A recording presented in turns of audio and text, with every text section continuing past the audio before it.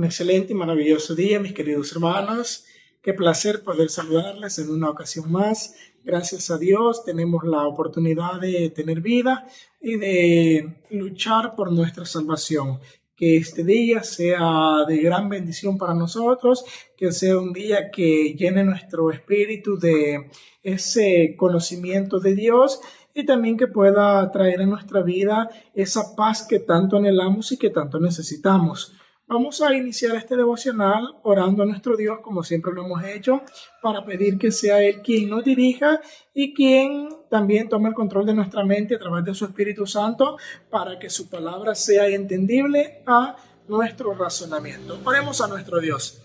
Padre de amor y misericordia, te agradecemos por la vida, te agradecemos por tu amor, te agradecemos por tu bondad y tu misericordia.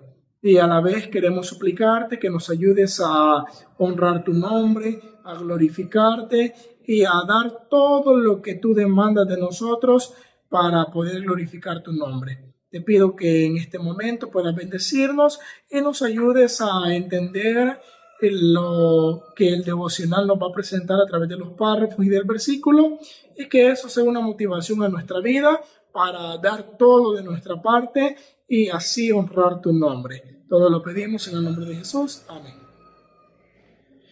Bien, queridos hermanos, gracias a todos los que nos acompañan en esta hora de la mañana. Queremos tener el estudio del devocional. Hoy hay una temática la cual está titulada La persecución en los primeros siglos. De eso vamos a hablar siempre en la matutina del Cristo Triunfante, que es la que hemos estado estudiando todo este año y específicamente esta semana con mi persona. Hemos estado compartiendo un poco sobre los eventos narrados en el libro del Apocalipsis, pero también cómo los evangelios comparan muchas situaciones con lo que el libro del Apocalipsis también presenta que ha de ocurrir en la última etapa de la historia de la humanidad. Basándonos en la temática, la persecución en los primeros siglos, hay que leer un pasaje que destaca bastante lo que tuvieron que padecer ciertos personajes, muchos de hecho, que vivieron en el pasado, pero que dejaron un legado que es digno de ser imitado. Dice Hebreos capítulo 11, versículo número 36, otros experimentaron vituperios y azotes, y a más de esto, prisiones y cárceles. O sea, cuando el apóstol Pablo hablaba a los hebreos, él les hacía ver cómo habían personas que habían padecido. Él mismo había padecido y también presentaba lo que en su futuro iba a desarrollarse, lo que iban a pasar muchas personas en un tiempo que para él todavía no había acontecido, pero que llegaría en su momento específico y en su momento determinado por Dios para que eso fuera permitido que sucediese. En este caso, menciona el párrafo que muchos habrían de padecer diferentes dificultades. En devocionales anteriores hemos hablado un poco sobre cómo el ser cristiano no quiere decir que se me van a acabar los problemas, que se me van a acabar las dificultades, que todo va a ser color de rosa. No, el ser cristiano conlleva también dificultades, conlleva también luchas, esfuerzos que yo debo hacer, y todo eso en pro de obedecer a Dios y de ganar la corona de la vida eterna. Dice el párrafo del devocional de esta hora de la mañana, matutina del Cristo Triunfante. Cuando Jesús reveló a sus discípulos la suerte de Jerusalén y los acontecimientos de la segunda venida, predijo también lo que experimentaría su pueblo desde el momento en el que él fuera quitado de en medio de ellos, hasta el de su segunda venida en poder y gloria para librarlos. Desde el Monte de los Olivos vio el Salvador las tempestades que iban a azotar a la iglesia apostólica, y penetrando aún más en lo porvenir, su ojo vislumbró las fieras y desoladoras tormentas que se desatarían sobre sus discípulos en los tiempos de oscuridad, de persecución que habían de venir. O sea, la comparación. Jesús les estaba hablando a los discípulos las señales de su segunda venida, las señales del fin del mundo. Es la narración que encontramos en Mateo capítulo 24. Maestro, dinos cuándo serán estas cosas, qué señales va a haber de tu venida y del fin del mundo. Jesús hacía una comparación entre lo que pasaría a Jerusalén y lo que iba a acontecer, queridos hermanos, justamente al mundo en general, poco antes de la segunda venida de Cristo. Aquí menciona, él estaba presentando lo que le pasaría a sus discípulos desde que él partiera, desde que él fuera al cielo hasta su segunda venida. Todas las persecuciones, todos los oprobios, todos los martirios que habrían de padecer. Y en este caso pone justamente esta historia relevante que iba a acontecer llena de dificultades. Y el mismo párrafo nos menciona ahora. La historia de la iglesia primitiva atestigua que se cumplieron las palabras del Salvador. O sea, sí se cumplió, sí pasó, y así como pasó en su momento, así volverá a pasar. Los poderes de la tierra y del infierno se coligaron para atacar a Cristo en la persona de sus discípulos. Los cristianos fueron despojados de sus posesiones y expulsados de sus hogares. Muchos sellaron su testimonio con su sangre. En la persecución más encarnizadas, estos testigos de Jesús conservaron su fe sin mancha. Con palabras de fe, paciencia y esperanza, se animaban unos a otros para soportar la privación y la desgracia. La pérdida de todas las bendiciones temporales no pudo obligarlos a renunciar a su fe en Cristo. Las pruebas y la persecución no eran sino peldaños que los acercaban más al descanso y a la recompensa. O sea, nos presenta la experiencia que tuvieron que vivir nuestros hermanos del antepasado. Nuestros hermanos que vivieron, por ejemplo, en la Edad Media, la oscura Edad Media que le llama la historia. En ese momento tan trágico, hermanos nuestros en la fe, personas que lucharon por defender la verdad, tuvieron que padecer tortura, persecución, vituperios, cosas tan deplorables hechas por el mismo Satanás, pero en la persona de sus seguidores hacia los seguidores de Cristo, con el fin de obrar en contra del Dios mismo. En este caso, los cristianos fueron despojados de posesiones, se les sacaron de sus hogares, fueron escarnizados, fueron llevados a prisiones, todo eso. Mayor aún, sellaron su testimonio con sangre, decía el párrafo. Hasta ese punto llegaron estas personas por defender la verdad, por dar a conocer el mensaje de salvación puesto por Dios, por dar a conocer aquello que ellos habían creído. Estuvieron dispuestos incluso a dar su vida y con cualidades que son maravillosas. Entre más grande era la persecución, dice que ellos tenían más fe, más paciencia y más esperanza. Y se animaban los unos a los otros. O sea, aunque eran pocos, pero se animaban entre ellos. Era aquel sentimiento de fraternidad. Y aunque perdieran todo lo material, no renunciaron a Cristo. No estuvieron dispuestos a despreciar los principios por el hecho de dejar de ser perseguidos. Valoraron más la verdad al hecho de tener libertad, al hecho de tener privilegios. A muchos de estos personajes, hermanos, se les ofrecieron cosas a cambio de dejar de hablar lo que decían, a cambio de cambiar de manera de actuar, a cambio de poder transformar lo que estaban haciendo en lo opuesto, pero prefirieron perderlo todo.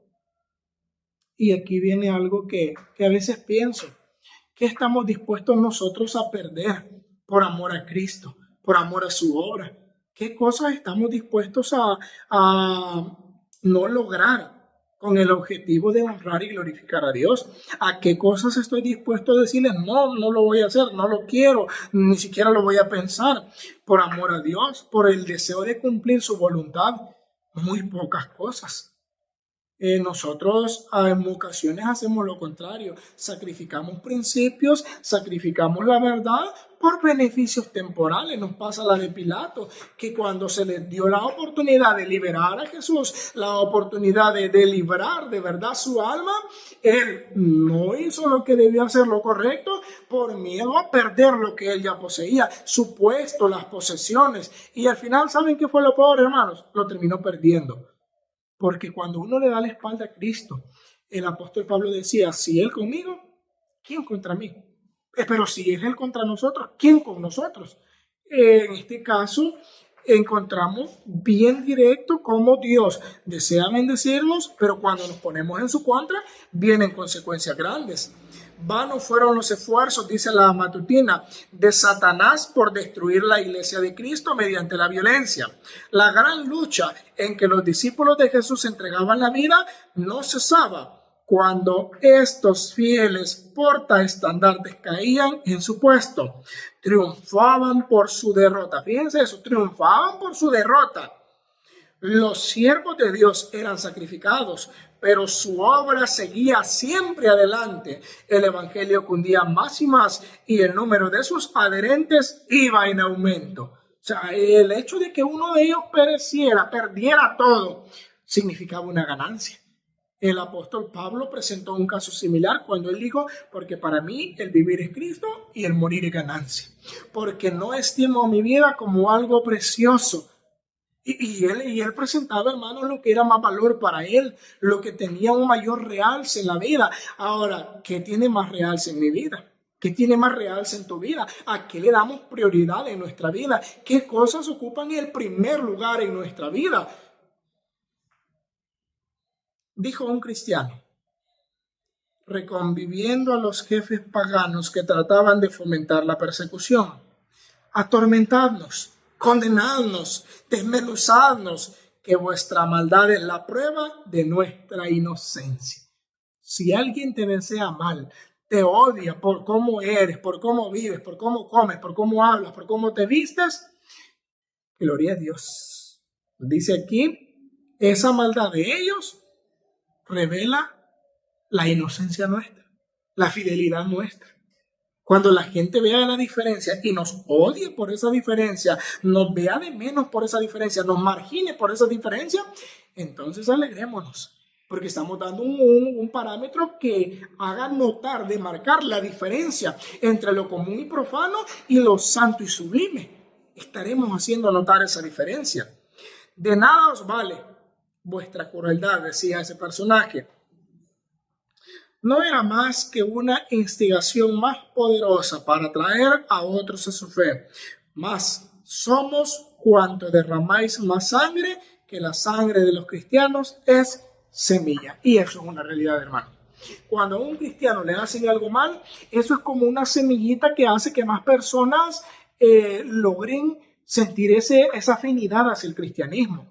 Cuando todo se ve bien, normal, sin oposición, sin nada, no se ve una verdadera lucha, no se prueba de verdad el carácter y la fidelidad del siervo de Dios. Y mientras las demás personas no vean que un siervo de Dios es fiel a la palabra, no van a sentir el deseo de imitar eso. Miles de cristianos eran encarcelados y muertos, pero otros los reemplazaban. Y los que sufrían el martirio por su fe quedaban asegurados para Cristo y tenidos por Él como conquistadores. Habían peleado la buena batalla y recibirían la corona de gloria cuando Cristo viniese. Los padecimientos unían a los cristianos unos con otros y mejor aún, los unía con su Redentor. Queridos hermanos, qué ejemplo más maravilloso, digno de imitar, de estos hombres que no le tuvieron miedo a la cárcel, no le tuvieron miedo a los azotes, no le tuvieron miedo a los golpes, no le tuvieron miedo a las burlas, no le tuvieron miedo a morir, inclusive, no le tuvieron miedo a nada, con el fin, con el propósito de dar testimonio de su fe, de lo que habían creído, de lo que habían aceptado. Y Dios, dice aquí, los tiene para sí. Quiere decir, hermanos, alcanzaron la salvación, alcanzaron la victoria, lograron el objetivo, lograron alcanzar la corona de la vida eterna.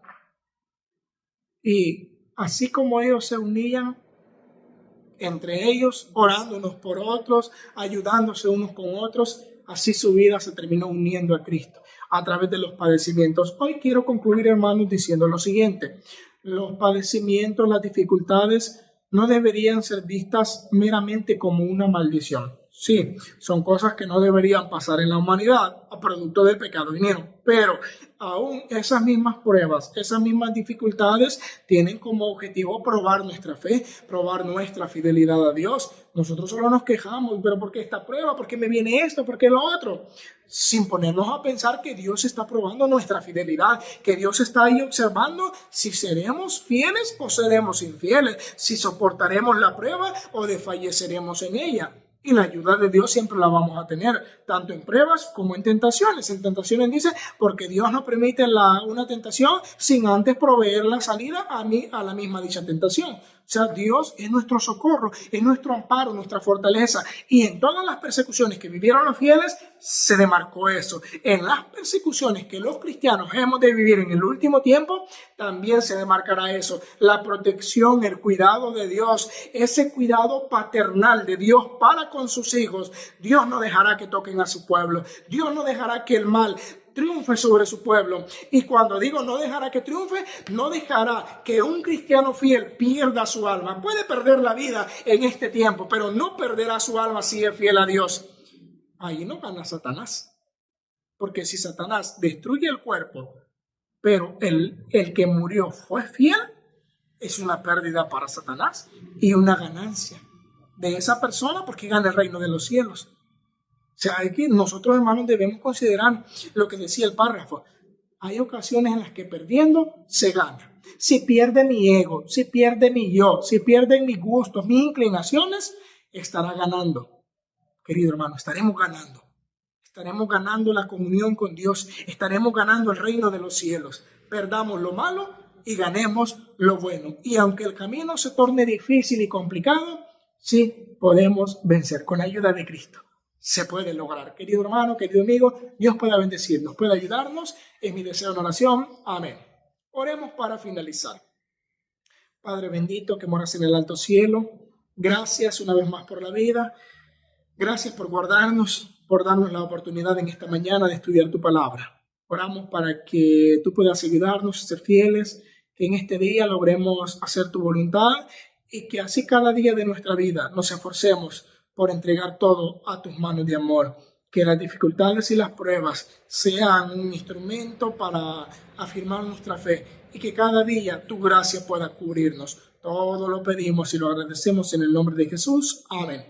Queridos hermanos, agradezco a todos los que nos han acompañado. Les deseo un excelente y maravilloso día.